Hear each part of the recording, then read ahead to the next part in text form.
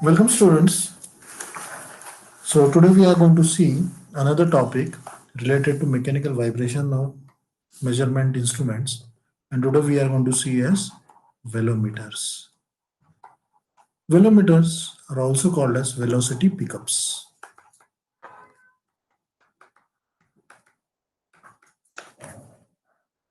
So basically velometer or velocity pickup is an instrument which measures the velocity of a vibrating body. Now the basic thing what we need to understand over here is the frequency, the frequency of this device, the velometer. So when I talk about this one, so omega of velometer, this is the very important one, should be omega n should be very small. Now why that? I will explain you. So it again depends upon what is like relative displacement concept of base excitation. So this works on that particular principle. So we know like this is a vibrating body which is the base excitation that is being transferred to this instrument which is going to be vibrating. So if this is having certain vibration of y, this instrument will be having absolute vibration x, and z may be the relative displacement. So z is equal to x minus y. That is the relative amplitude. So z dot is equal to x dot minus y dot. So I have taken a first differentiation of this one, which will give me velocity. Now, when we use this particular term and have like omega n very small, then r, which is equal to omega by omega n, that is the frequency ratio. What will happen to this frequency ratio? It will be very large. It will become very large. So when it becomes very large, that means this x dot will become almost zero.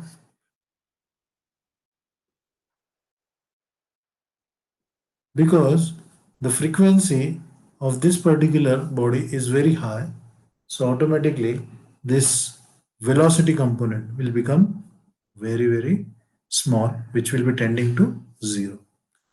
That's why this z dot, that is the relative displacement, not displacement, relative velocity, will be approximately equal to y dot. So that's the main thing. So I can say like z dot should be directly proportional to y dot. What is z dot? Z dot is relative velocity, and that is directly proportional to what? To the velocity of base excitation. Velocity of base excitation. So this is the basic concept. So what is the takeaway from this particular topic is this omega n should be very small for velometers. So that is the takeaway. Now looking at the velometer, there are two types of velometers that we are going to study. First is active and second is passive. So let's try to concentrate on the active one. So this active velometer or velocity pickup is kept on the vibrating body. So the vibrating body is vibrating with a known amplitude of y, capital Y, that is amplitude into sine of omega t. So the construction of this velometer is there are certain magnets. This is a circular in nature. So the magnet is a fixed magnet is kept out over there. For known mass, this known mass with known stiffness and a known damper is kept in it, and a known amount of coil. Okay, known amount of coil means the number of turns, the mass of that particular coil. The known amount of thing is kept on this particular or is being wound all across this mass. Now, when this body will start vibrating, Okay, what will happen is like this particular system will be vibrating. The entire thing will be vibrating, but this will be vibrating, and this will be vibrating relative to whom? Relative to the housing of that particular velocity meter or velometer. Now, when it starts vibrating, there will be relative displacement between these two. When there would be a relative displacement between these two, automatically, okay, the voltage would be generated across this coil. Now, when this voltage is generated across this coil, we measure this voltage, and this voltage is calibrated in terms of velocity. So that's how we are going to measure the velocity of a vibrating body. Now let's take a look at another type of electromagnetic pickup. In this one, okay, it is a bit different. It is a non-contact type of pickup. So the vibrating body, which is a ferromagnetic body, that body is kept out. This velometer is kept at a certain distance. So there is no contact between them. So it is kept at a certain distance, and we have an air gap between this particular vibrating body and our velometer or velocity pickup. This is a magnet, and a coils are wound around this magnet. There are these two poles which are going to measure out the voltage. Now look at the physical thing, what is going to happen over here.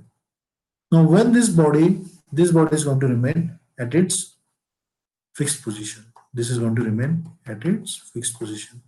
This vibrating body would be vibrating up and down, up and down, up and down, up and down.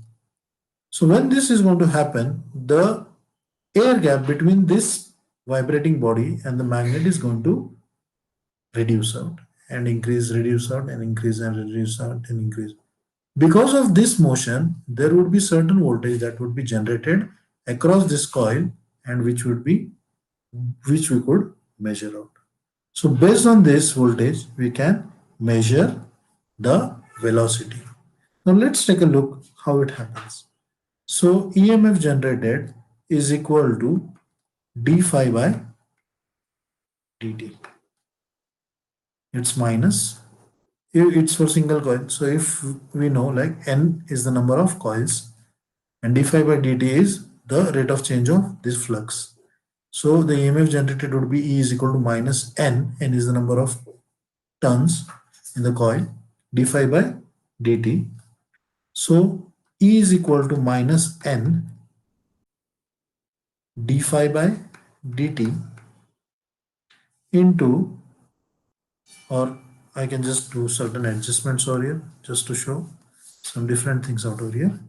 So d phi by dx into dx by dt.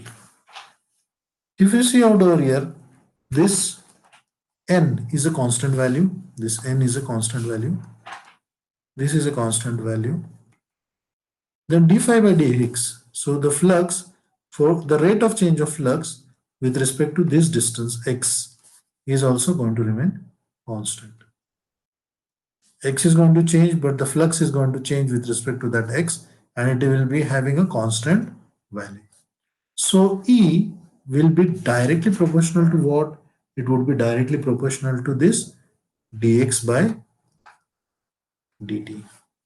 So E is directly proportional to what? It would be directly proportional to x dot. So E is nothing but EMF generated. EMF generated. This EMF generated is directly proportional to whom? To the velocity. So we will get this voltage or the EMF, and this EMF is calibrated to what? To the velocity. So this is an electromagnetic type of pickup.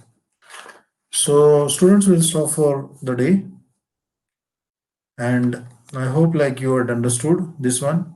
If you feel that there are any clarifications, any queries, please ping me up, put in the comment section or call me. Thanks. Bye.